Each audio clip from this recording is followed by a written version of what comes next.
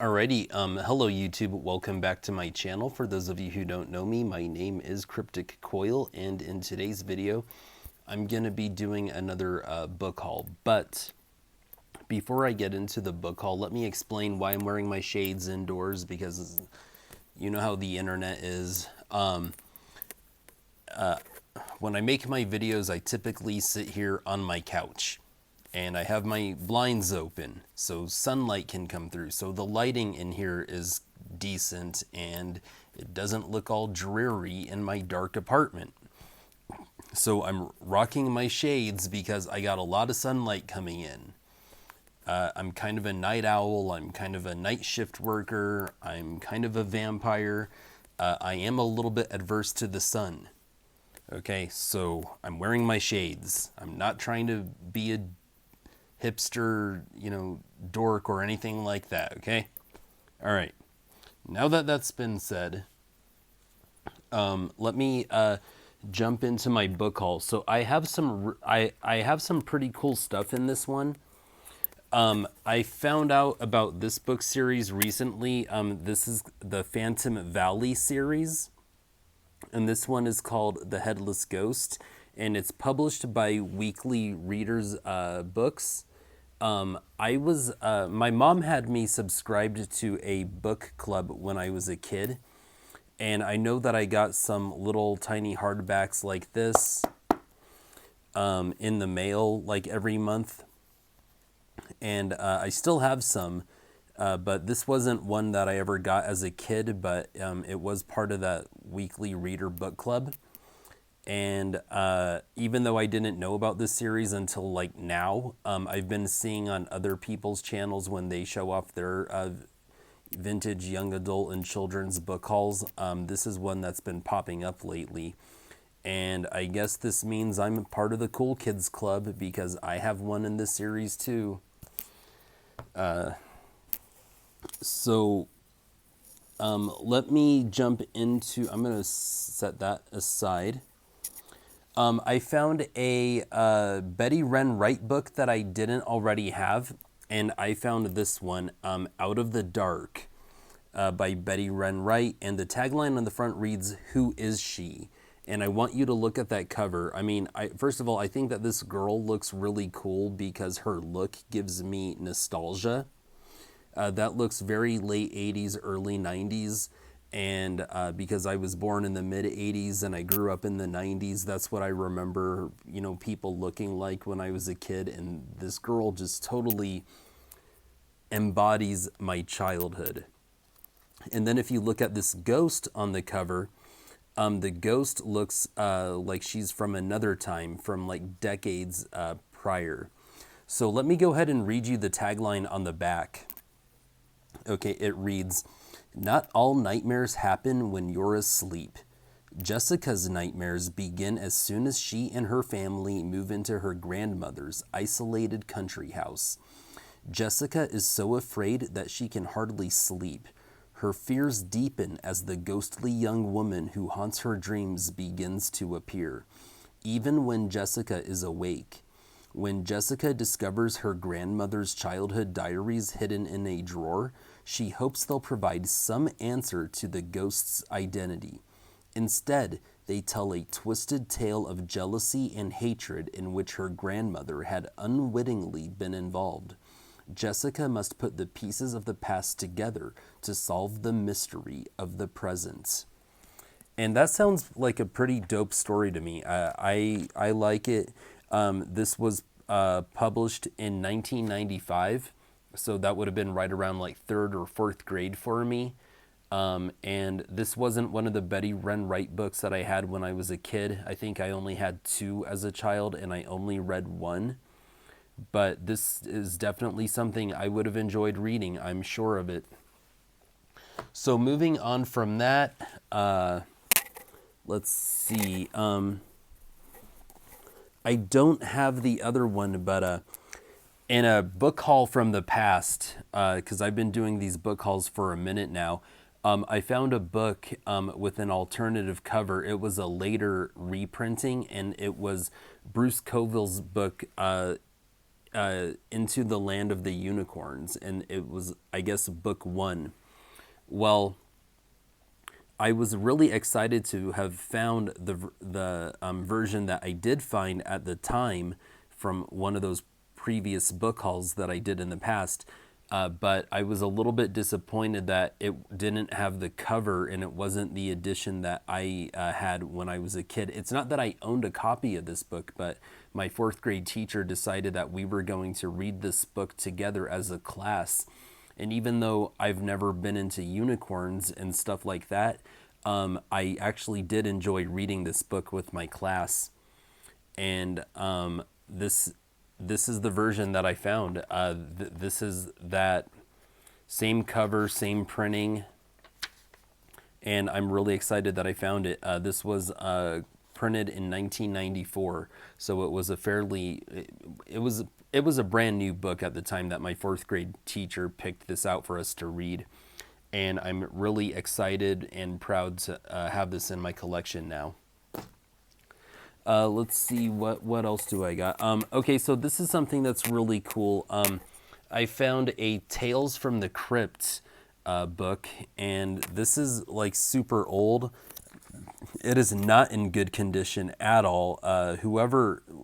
Some child owned this book in the past, and they scribbled all over the pages inside the book. This is not in good condition at all. But Tales from the Crypt is probably my favorite TV show of all time, probably tied with The Twilight Zone. And it's really cool to own one of these children's books. And this one was printed in 1991. So that was like kindergarten, first grade for me. And it's really cool. There's a couple of stories in here. The first one is called Midnight Mess. The second one is called Voodoo Death. The third one is called The Trophy. The fourth one is called A Sucker for a Spider.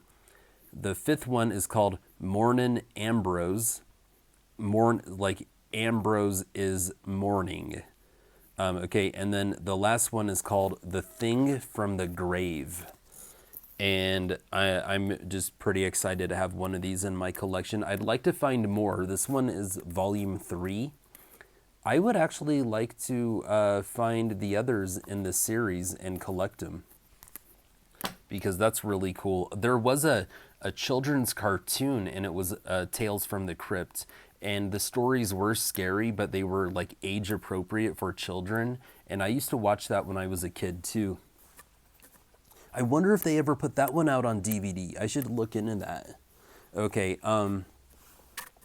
I'll get into these next. Okay, so these are some duplicates. Okay, so I found a copy of Broken Hearts by R.L. Stine, and this one isn't in fantastic condition, but it's good enough, I guess. The spine is weakening for sure, and this was previously owned by a school teacher. She put her name in her class, his or her. The handwriting looks female to me. This teacher wrote their name and their classroom number on the inside. And I just found it. It's a duplicate. I already had it. This was part of the original like 51 Fear Street books. If you don't include the 12 or 13 Super Chillers. This one is actually one of the 12 or 13 Super Chillers. And I think that I have like a first printing, if I'm not mistaken. This one, I think it might be a reprint. It doesn't even have a barcode in the back, but whatever, that's cool. Then I found a duplicate copy of Sinclair Smith's Dream Date. And I think that this is going to be the one that I read. They're both in pretty decent condition. I think that the one that I own is in slightly better condition. But a little teeny tiny bit of paint, and it's so negligible, came off the corner when I removed the thrift store sticker off of it. But not a big deal. Then in another book haul from the past, I found this copy of Caroline B. Cooney's book, The Stranger. And it's in pretty good condition, except for the paint that came off with the thrift store sticker. You guys know how much I hate that, but nevertheless, this is in an otherwise fantastic condition. The spine is really strong and holding onto the pages really well, which is the most important part for me. But then I found this variant cover copy of the same book, and it's almost in perfect condition. I really don't think it's ever been read, because whenever I open the book, it's really resistant to opening. There are actually a little bit of creases on the spine, but otherwise, signs of prior reading are very limited. This one's in fantastic condition, and I think that the cover looks cool as well. So that was fun. Let's see. I found a point horror book that I did not own, and that is Peter Larangis's The Yearbook. And again, removing the thrift store sticker removed some of the paint from the cover, and that's a shame, but this book is in otherwise fantastic condition as well. Some girl wrote her name on the inside, which is a shame, but not the worst thing in the world. The spine is super healthy, really hanging onto the pages perfectly. The cover's not too beat up at all. Just that paint that got removed from the cover, it's like a dagger through my heart, but I can live with it. So Peter Larangis's book, or point horror book, The Yearbook. And since I did not own this one, let me read you the tagline on the front and let me read you the synopsis on back. So The Yearbook by Peter Larangis, the tagline reads, "Most likely to die." Okay, and look at that cover. You see the blood splatter over this girl's yearbook photo?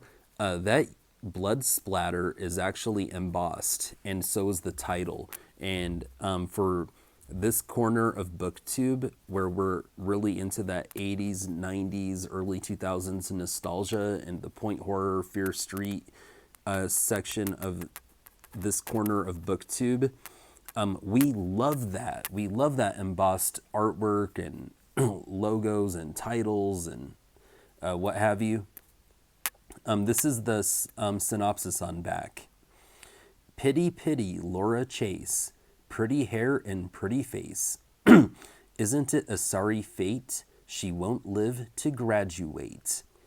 Someone is playing a little joke on the students of Weatherby High.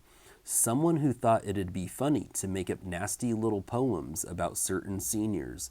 Someone who made sure those poems were printed in the yearbook. But it didn't take long for the chosen seniors to disappear and turn up dead. Everyone thought it was just a stupid joke, but they were wrong. Dead wrong. Okay, so that sounds like a really dope read. I can't wait to read that one. Then I found a couple of books that I was very excited to find, and that was 2 books in the Horror High series, and these are vintage copies. I know that there are some reprints of these out there, but I have book 3 and book 5, and let's talk about book 3 real quick. I absolutely love this. I love the hot pink and the electric blue. I love the Horror High fonts, and I just love this cover with the old landline phone that looks like it belonged to a teenage girl, and the little notepad next to the phone that reads 8 p.m. 8 p.m. at the, and then the message is written in lipstick, but it looks like blood drip. I think that's really cool. And the tagline on the front reads, "First he loved them, then they died." And the synopsis on the back reads, "Did he love them too much? Wayne Kasdan is girl crazy. He's dating 5 girls at once. convincing each girl that she's the only one. They're all different, and Wayne is having the time of his life until one of them is killed. Then another girlfriend is killed, then another. The only thing they have in common is Wayne. Is Wayne a murderer, or is he the next victim in a murderer's very twisted path? And that sounds like a really, really fun read. Give it up to Wayne, the original Giga Chad. And this book was copyrighted in 1991, and it says first printing January 1991. So, and it also has the countdown of the like 10 all backwards through 1. So I believe this is a first printing, and it's like in mint condition. So that was a lot of fun. Really glad to have that one. And this one's in like near mint condition. This is book number 5. And look at that cover. Okay, you know, there's a Stratocaster kind of guitar. Not something that I would play, but, you know, it's still a cool guitar. I'm sure that some Stratocaster fans out there would like it. And this one is called Hard Rock. And the tagline on the front reads, "They hated each other enough to kill." And the synopsis on the back reads, "They needed each other to survive. Larry Hart and his girlfriend Kathy have formed a rock group, Heart of Steel, at Cresswell High School. Then Larry dumps Kathy for another girl, and Kathy vows revenge. But what had been intended as a prank results in death. Both Larry and Kathy blame each other, but as band members mysteriously disappear, they realize that someone else has a grudge a lot bigger than theirs. Can they put aside their differences long enough to save themselves?" And that sounds like, you know, like a super dope story, something I'd totally be into. And this one was is a first printing from March of 1991. I forgot, there was something, you know how sometimes authors will dedicate a book to someone? Inside this one it says, "For Kelly Rutherford." And Kelly Rutherford is the name of an actress that played one of the mothers on Gossip Girl. And I wonder if the author of this book was dating her at the time, back in the, like, you know, early 90s. I know that she's been through a couple of contentious divorces. Who knows? I looked into that and I couldn't find anything about any history between the author Nicholas Adams and the actress Kelly Rutherford, but I still thought that was interesting. Then I found this other point horror book by Sarah Sargent, and it's called Lure of the Dark. And this copy that I found is beat up bad. The spine is not healthy, not strong. It's an ex-library copy. It still has the library card taped to the inside. This copy is just bad. But I couldn't resist. I ended up pulling the trigger and buying it from the thrift store where I found it. And I ended up ordering another copy on eBay, and we'll see when it gets here. Hopefully it's in much better condition than what this one was. But I like the way the cover looks, as beat up as my cover is. The tagline on the front reads, "The darkness was taking over her mind." The tagline, or the synopsis on back reads, "Jenny was losing control. Jenny can't stand her life. At school, nobody knows who she is, and nobody cares. Her parents are splitting up, mostly because she's such a disappointment to them. Even her best friend is distant and cold these days. When Jenny looks in the mirror, all she sees is empty space.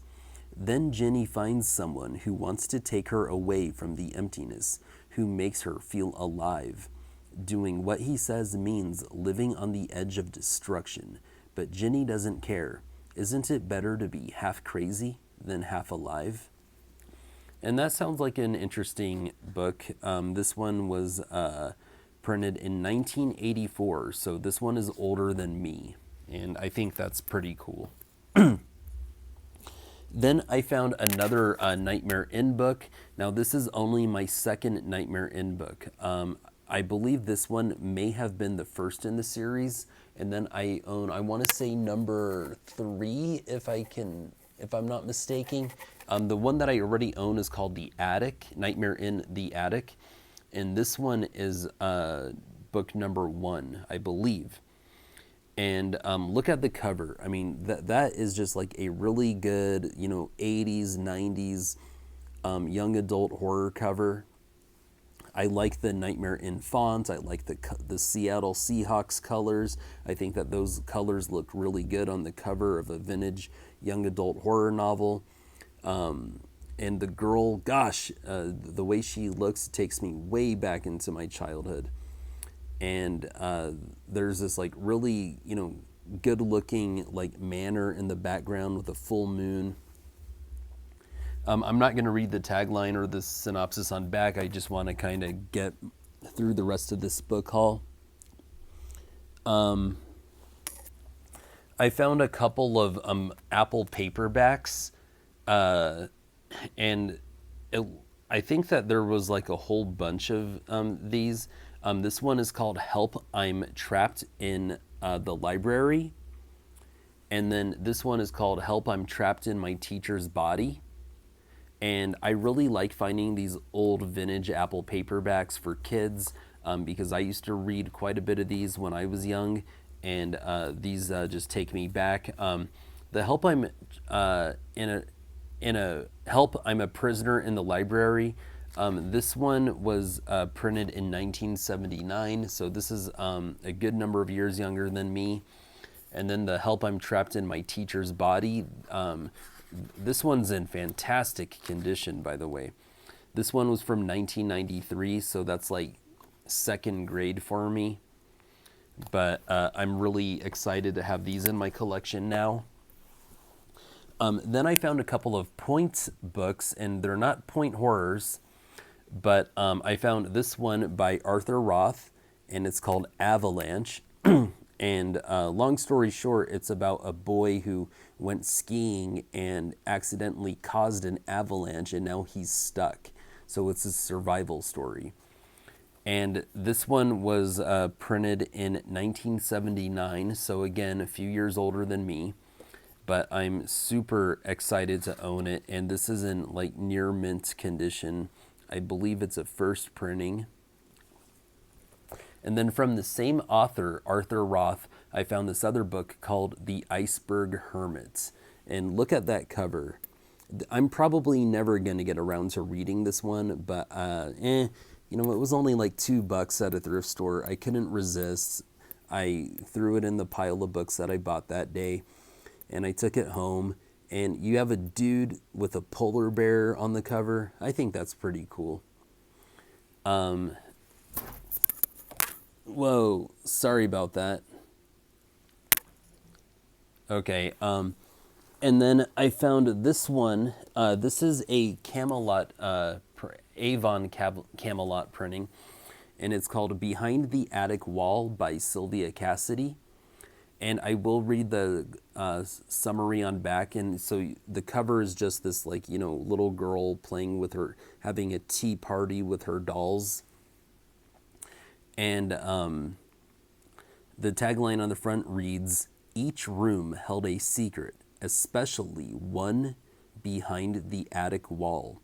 And I love the fact that the tagline on the front played into the title of the book, Behind the Attic Wall by Sylvia Cassidy. So let me go ahead and read the summary on back. They were watching and waiting. At 12, Maggie had been thrown out of more boarding schools than she cared to remember. Impossible to handle, they said. Nasty, mean, disobedient, rebellious, thieving. Anything they could say to explain why she must be removed from the school. Maggie was thin and pale, with shabby clothes and stringy hair, when she arrived at her new home. It was a mistake to bring her here, said Maggie's great aunts, whose huge stone house looked like another boarding school or a prison. But they took her in anyway. After all, aside from Uncle Morris, they were Maggie's only living relatives. But from behind the closet door in the great and gloomy house, Maggie hears the faint whisperings, the beckoning voices. And in the forbidding house of her ancestors, Maggie finds magic, the kind that lets her, for the first time, love and be loved. Aww, okay. That sounds cute. And this one was printed. This one was copyrighted in 1983, and the first Avon Camelot printing was 1985. So either way, this book is older than me, and it is in fantastic condition. There's a couple of creases on the cover, but not a big deal, totally negligible. Super healthy spine holding onto all the pages. Okay, then let's see.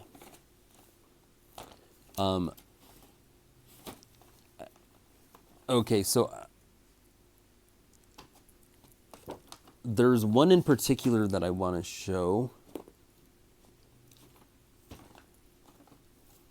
Perfect. Okay, so I believe it was in my last book haul video, or second to last maybe even, I showed this book, The Midnight Library Endgame by Damian Graves.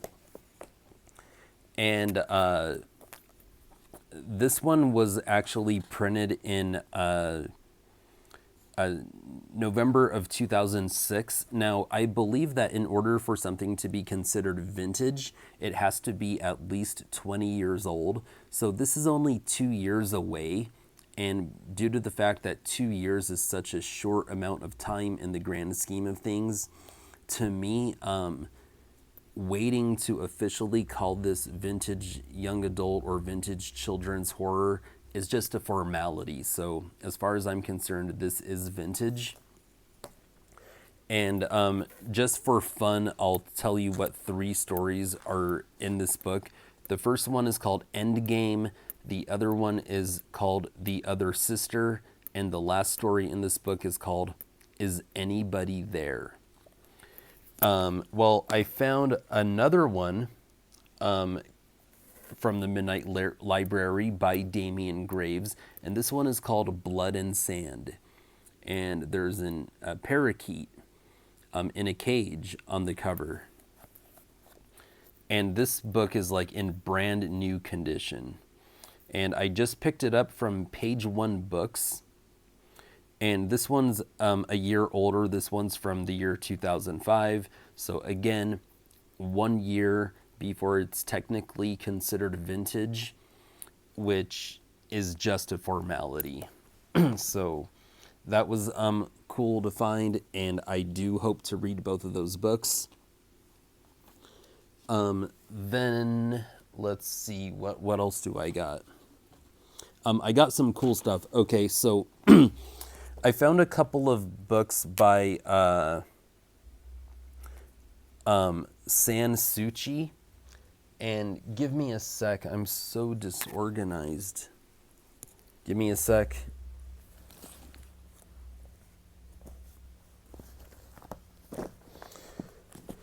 Okay, so in a book haul from way back in the day, I found this book, San Suchi, Short and Shivery. I think I even sent one to Shadyside Library, if I'm not mistaken.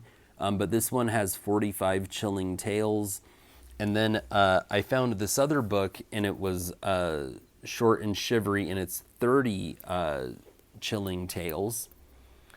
And it's pretty much got the exact same cover. You know, it's the graveyard with the cat and the mice, and like the crow or the raven right there, and kind of the goblin character or the ghoul. And it's pretty much the same thing, but one book has 45 stories, the other book has 30 stories. And I think that the book with 30 stories is just a shorter version of the same book. It's just missing like 15 stories. Well, then I found this other book, 30 Creepy Tales, A Terrifying Taste of Short and Shivery. And this one's different. It's a skeleton witch with a cauldron and like these snakes and an octopus and all kinds of stuff. I wonder if the stories are any different. Let me have a look at this real quick. And this book is in fantastic condition. And I'm going to go ahead and grab the 45. So let me see if they have the same stories inside or not.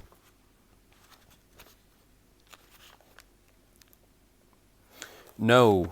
I want to say this new book that I picked up has different stories. Yeah, so this book has different stories, so I think that's really cool. That was a good find. I just found this one today.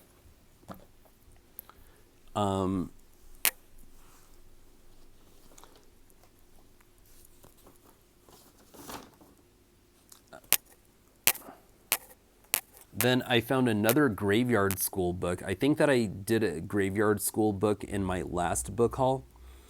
The Graveyard School book was kind of like a Goosebumps or a Fear Street. I think it's more of a Goosebumps alternative, and it's by an author named Tom B. Stone. And I know that Cameron Chaney has more of these than I do because this is only my second one, and I just found this one today. But this one is called Let's Scare the Teacher to Death. And I kind of like that cover because it really reminds me of that scene in The Wizard of Oz where the witch was crushed by that house. And I think that looks really cool. And there's no tagline on the front, but I will read the synopsis on back. But we were only joking. Mrs. Cheevy, the new math teacher at Graveyard School, is totally paranoid. She's always looking over her shoulder, her voice continually quavers during her math lessons, and she jumps when anyone asks a question. This makes her the perfect target for class clown Bentley Jesty. And soon all the kids get in on the act. Math has never been more hilarious, until one day a practical joker goes too far. Could Mrs. Cheevy's second period class have scared her to death? And I really like the fact that the boy is named Bentley Jesty because that's kind of like a play on Jester because I guess he's the class clown. And this book is in like super good condition. I would even call it near mint. And it looks like it was printed in 1995. So that's pretty cool. This was a series that I missed out on when I was a kid. I don't remember seeing them at the Scholastic Book Fair, probably because it wasn't Scholastic. It was printed by Skylark Fiction, but I don't remember these at the store either, but it's cool that I have at least two in my collection now. Then I found this one. I guess there was these copycats of like scary stories to tell in the dark, and this one was called Scary Stories for Sleepovers. And there's another one called More Scary Stories to Tell for Sleepovers, which I have, but this is the first one in that series. And I just found this one today at Page One Books, and I think that was really cool. So I'm glad to have that one. Let's see, what else do I have? Oh my gosh, yes. Okay, check this out. Okay, I found another Caroline B. Cooney book, and I don't know if this is considered a point horror or not. No, because it's, well, I think that Scholastic, I don't know, because this one was printed in the year 2000, but it's Caroline B. Cooney's book, The Mummy, and I did not have this one. And the shelf where I have like the rest of my Caroline B. Cooney horror books, I don't know if I can even squeeze it on there. It's going to be a tight fit, but yeah, I'm super excited to have this one, The Mummy. I'm a little sad because I actually recently found another Fright Time book, but today I found yet another Fright Time book. And this one has 3 stories: The White Phantom, Nightmare Neighbors, and Camp Fear. And I don't know what I did with the other one, but I'm not going to reshoot this video and show that one off too. But this one is in like mint condition. Yeah, like mint condition, clearly never been read, but I am so happy to have this one in my collection. I used to see kids at school that had these books, but I never had any when I was a kid, and I'm trying to complete this collection, or at least build it up, and I think that I now have 3, so I'm super stoked for this one. Then I found this book. This is by Richard Peck, and this one is called Ghosts I Have Been. And I believe that I only have one other Richard Peck book, and it's called Are You Alone in the House? And I guess Richard Peck is kind of like OG, because he was in this game like long before it was popular, like before R.L. Stine came along, before Christopher Pike came along, because this book right here was printed in 1997, but the one that I'm holding in my hands is like a reprint from Penguin Books, or Puffin Books, which I guess is owned by Penguin. But this one is really cool.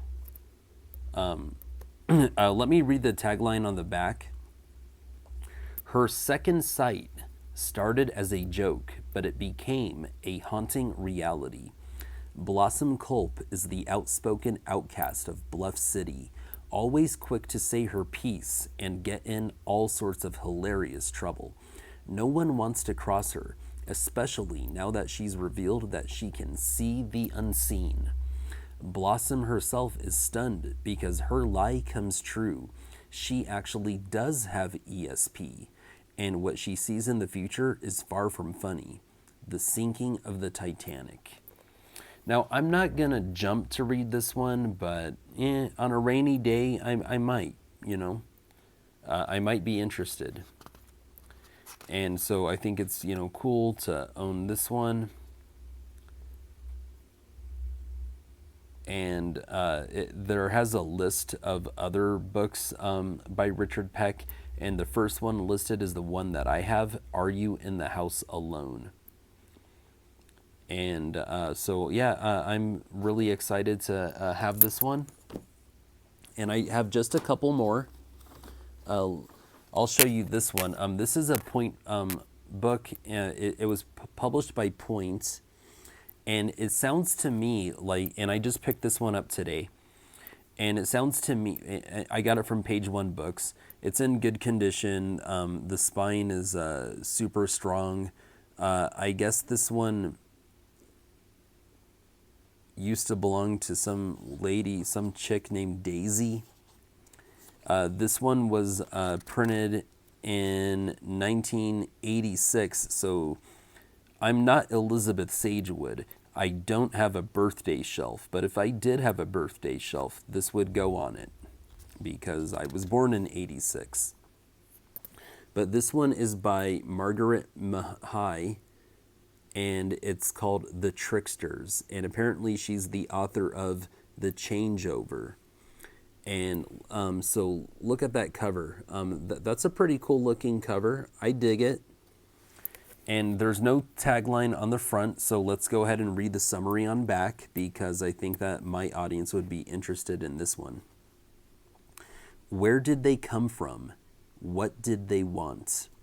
When 3 brothers, Ovid, Hadfield, and Felix, mysteriously appear at her family's beach house, Harry feels as if she summoned them herself.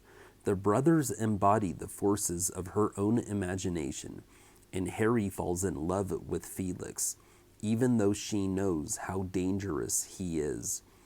Are the tricksters her own creation, or are they aspects of another person? Teddy Carnival, a boy who drowned 3 years before. As the brothers involve themselves with Harry's family, one thing becomes clear. The tricksters will not rest until all Harry's family secrets are told, no matter how shattering they may be. And that sounds like a really fun read. This is something that I would like to read sooner rather than later. I think that one sounds really good. And lastly, it looks like I got two more for you. And they're both by Joan Lowry Nixon. So the first one is called Search for the Shadow Man. And I like that cover because I spent a little bit of time growing up in Texas, and you can see the outline of the shape of Texas, and it looks very Western. And I'm not going to read the entire synopsis on back, but long story short, it's about a boy. His teacher assigned him to do some family research, and he ended up finding out about an ancestor who was the black sheep of the family, and this leads him down a rabbit hole, and some of his older relatives want him to stop looking into that part of the family's past. And that does sound like it could be a really cool, fun, interesting read. Before I move on to the last book, let me just see what year this was printed, and that would be 1996. So that would be like 5th, 6th grade for me. And Joan Lowry Nixon, I feel like she's one of those authors in this corner of BookTube, you know, that wrote vintage young adult and horror and suspense and thrillers that doesn't get a lot of love. She doesn't get too many shout outs, but my Joan Lowry Nixon book collection is actually growing bigger and bigger all the time. I think I have somewhere between 5 and 10 of her books at this point, and it sounds like the biggest book that she was known for was this one, A Deadly Game of Magic, and I have never been able to find this one. And today I just found it at Page One Books, and I was super excited to find it. This one is called A Deadly Game of Magic, and there's kind of a creepy looking magician with a top hat on the cover. It gives me Are You Afraid of the Dark kind of vibes. And I will read the summary on back of this one. Okay. A murderous bag of tricks. Seeking shelter from a fierce Texas storm, Lisa and 3 friends become trapped inside a house that seems abandoned. But is it? As the thunderstorm worsens, the phone goes dead. A lifelike plaster head suddenly appears. A disembodied hand taps the mantle. The friends are now unwitting players in the increasingly sinister games of an evil magician. The key to their survival lies in a mysterious room at the end of a hall, but they must act quickly to avoid the magician's grand finale, murder. Joan Lowry Nixon, 1927 to 2003, wrote more than 130 books for young readers, including The Seance, which I have, and The Kidnapping of Christina Lattimore, which I also have. She is the only 4-time winner of the Edgar Allan Poe Award for Best Young Adult Mystery. And let's see, when was this book published?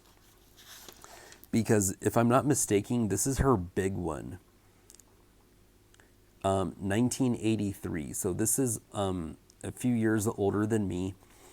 And I feel like some people who might have only read one Christopher Pike book might have only read Whisper of Death. I think this one might be her Whisper of Death, if I'm not mistaken. Please let me know in the comment section if you know more than me. But yeah, I'm super excited to have that one in my collection now. I feel like all is right in the world. No, not really, but yeah, that was kind of a bucket list book for me to find and add to my collection. But man, I tell you what, I definitely need 1 or 2 more bookshelves because I have books piling up and no place to put them. So yeah, but anyway, I think this was a really cool book haul. I was excited for it. I didn't get to show everything, but I feel like this is one of my really good ones. All right, thank you guys for watching. Let me know in the comment section what you thought. Tell me which book I found that excited you the most. All right, horns up, peace out.